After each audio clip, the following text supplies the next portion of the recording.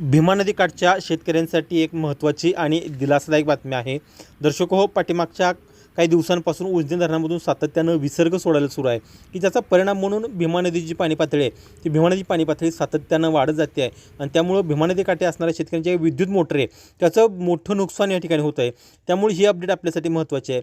आज 1 जून रोजी सायंकाळी 6ची उजनी अपडेट आपण या व्हिडिओच्या माध्यमातून पाहणार आहोत. आज 1 जुलै रोजी सायंकाळी 6 वाजता 2 वरून जो काही विसर्ग येतोय तो विसर्ग 11,456 क्युसेक इतका आहे की जो पाठीमागच्या 2 ते 3 दिवसापासूनचा कायम आहे. उजनी धरणाची एकूण टक्केवारी पाहायला गेली तर उजनी धरणाची एकूण टक्केवारी ही 71.61% की जी पाठीमागच्या 2 ते 3 दिवसापासून तितकीच आहे. एकूण पाणीसाठा पाहायला गेलं तर तो 102.02 TMC असून उपयुक्त पाणीसाठा हा 38.36 TMC आहे. आणि सर्वात महत्त्वाची बाब म्हणजे उजनी धरणातून भीमा नदीच्या पात्रामध्ये 29 जूनपासून दुपारी 3 वाजल्यापासून जो काही विसर्ग 15,000 क्युसेकचा करण्यात येत होता तो विसर्ग मात्र आज सकाळी 10 वाजल्यापासून कमी करण्यात आला आहे. 15,000 असणारा विसर्ग आत्ता हा 10,000 क्युसेक इतका करणार आहे. त्याचा परिणाम म्हणून भीमा नदीची काही वाढलेली पाणी पातळी आहे जी पाणी पातळी आत्ता कमी होण्यालाच थोडीफार मदत होणार आहे. त्याच पद्धतीनं मुख्य कॅनॉलचा सुद्धा विसर्ग आहे तो विसर्ग वाढवण्यात आला आहे.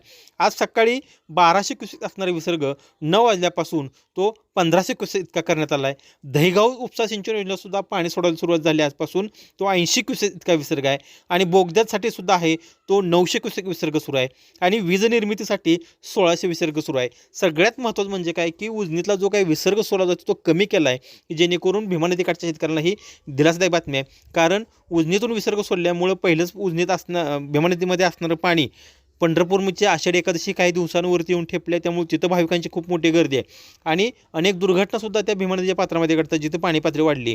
त्यामुळे आता उजनीतून पाणी सोडायला थोडंफार कमी करतील असा अंदाजसुद्धा या ठिकाणी वर्तवण्यात येतो आहे. आणखीन कदाचित 1 किंवा 2 दिवसात उजनीतून सोडण्यात येणारं पाणी कदाचित बंद करतील की जेणेकरून पंढरपूरची जी चंद्रभागा नदी आहे त्या ठिकाणी पाण्याची पातळी जास्त राहणार नाही आणि तिथल्या भाविकांच्या जीविताला धोका निर्माण होणार याची काळजी प्रशासन या ठिकाणी घेते. खरं तर दौंडची आवक पाहिली असता आणि उजनी धरणाची टक्केवारी पाहिली असता की उजनी धरणाची टक्केवारी 70% आहे. त्यामुळे आता पाणी सोडणं इतकंच उचित नाही.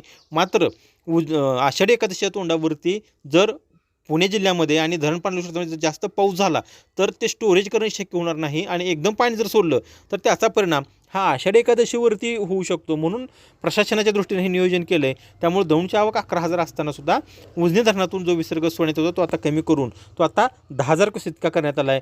जरी 10,000 केला तरीसुद्धा भीमा नदीची पाणी पातळी आता कमी व्हायला मदत होणार आहे आणि ही भीमा नदीकाठच्या शेतकऱ्यांसाठी अतिशय दिलासादायक आणि महत्त्वाची बातमी असणार आहे.